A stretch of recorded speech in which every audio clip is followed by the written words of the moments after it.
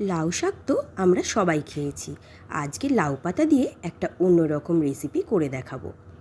বাড়িতে অতিথি আসলে আমরা ডালের সাথে তো অনেক রকম ভাজাই দিয়ে থাকি। আর এবার যদি বাড়িতে অতিথি আসে তাহলে অবশ্যই কিন্তু লাউ পাতার এই রেসিপিটা ট্রাই করবেন। তাহলে আর দেরি না করে চলুন দেখে নেওয়া যাক এই রেসিপিটা করতে কি কি লাগে। প্রথমে আমি একটা থালার মধ্যে উষ্ণ গরম জল নিয়ে নিয়েছি। এখানে খুব বেশি গরম জলের প্রয়োজন নেই, উষ্ণ গরম জল হলেই হবে। আর তার ভিতরে দিয়ে দিয়েছি আমি এই লাউ পাতাগুলো।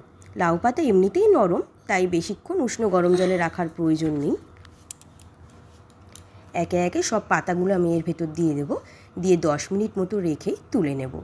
আপনারা এই ক্ষেত্রে একটু কচি পাতা ব্যবহার করবেন, তাহলে কিন্তু টেস্টটা অনেক সুন্দর হয়।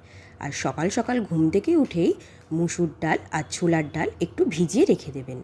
এখানে আমি 1 কাপ মতো ছোলার ডাল আর 1 কাপ মতো মুসুর ডাল নিয়েছি।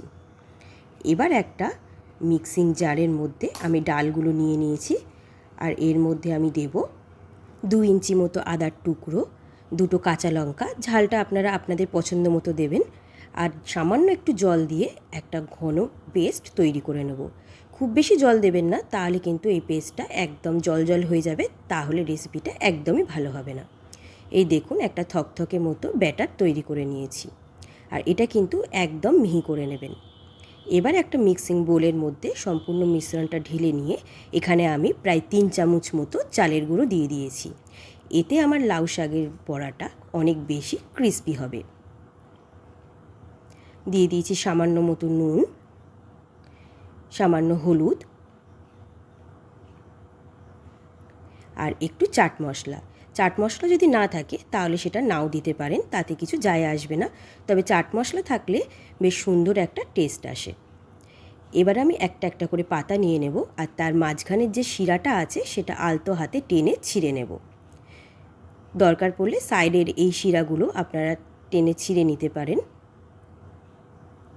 কচি পাতা হলে এই শিরাগুলো ছেঁড়ার দরকার পড়ে না। এবার পাতাটা নিয়ে আমি উপর দিয়ে এই ব্যাটারটা ভালো করে পুরো পাতাতে লাগিয়ে দেব। তবে একটা জিনিস খেয়াল রাখবেন, পাতাতে এই যে ব্যাটারটা আমি লাগাচ্ছি এটা যেন খুব বেশি মোটা না হয়, একদম পাতলা একটা লেয়ার দিয়ে দেবেন।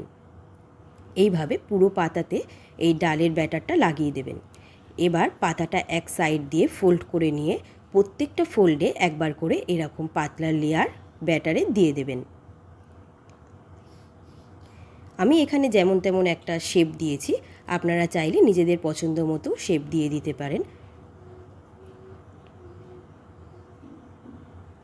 এই দেখুন আলতো হাতে ডাল দিয়ে পুরো পাতাটা কভার করে দিয়েছি, আর একদম উপরের ফাইনাল যে ফোল্ডটা হবে সেই ফোল্ডটাতে ব্যাটারটা একটু মোটা করে দেবেন।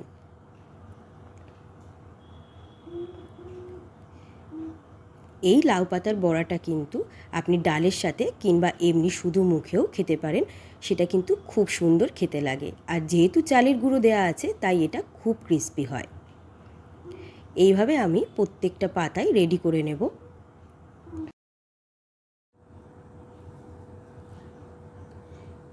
আর প্রত্যেকটা পাতারই উপরের লেয়ারটা এইভাবে মোটা করে দিয়ে দেব। এবার একটা ফ্রাইং প্যানে সাদা তেল গরম করতে দেব। তেল গরম হয়ে আসলেই আলতো হাতে এই বড়াগুলো তেলের মধ্যে ছেড়ে দেব। আর দেখুন উপরের লেয়ারটা একটু পাতলা হয়ে গেছে, তাই উপর থেকে হাতে করে একটু ব্যাটার ওই পাতার উপরে দিয়ে দেব। কিন্তু এই কাজটা খুব সাবধানে করবেন, আমি কিন্তু অলরেডি একবার করতে গিয়ে ছ্যাঁকা খেয়ে গেছি, সেই জন্য বলছি যদি প্রয়োজন হয় তবেই উপর থেকে ব্যাটারটা দেবেন, আর নচেত দেওয়ার কোনো প্রয়োজন নেই। এইভাবে প্রত্যেকটা বড়া আস্তে আস্তে আমি তেলের মধ্যে ছেড়ে দেব। এই সময় গ্যাসের ফ্লেমটা আমি একদম মিডিয়ামে রেখেছি, কেননা যদি আমি গ্যাসের ফ্লেমটা জোরে দিই তাহলে উপর থেকে ডালটা পুরো পুড়ে যাবে আর ভিতর থেকে পাতাটা একদমই সেদ্ধ হবে না। মিডিয়াম আঁচে রেখে প্রায় 5 মিনিট মতো একটা পিঠ ভালো করে ভেজে নিয়েছি। এবার আলতো হাতে বড়াগুলো উল্টিয়ে দেব। এই পিঠটাও আস্তে আস্তে প্রায় 5 মিনিট মতো ভেজে নেব।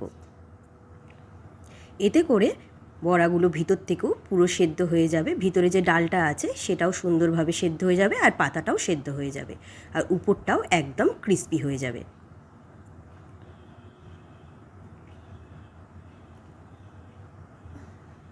এই দেখুন প্রত্যেকটা ভাজা সুন্দরভাবে হয়ে গেছে। এবার তেল ঝরিয়ে প্রত্যেকটা বড়া আস্তে করে তুলে নেব। ব্যাস রেডি হয়ে গেল আমার লাউ পাতার বড়া। আমার রেসিপিটি যদি আপনাদের ভালো লেগে থাকে তবে অবশ্যই একটা লাইক করে দেবেন আর বন্ধুদের সাথে একটু শেয়ার করে দেবেন।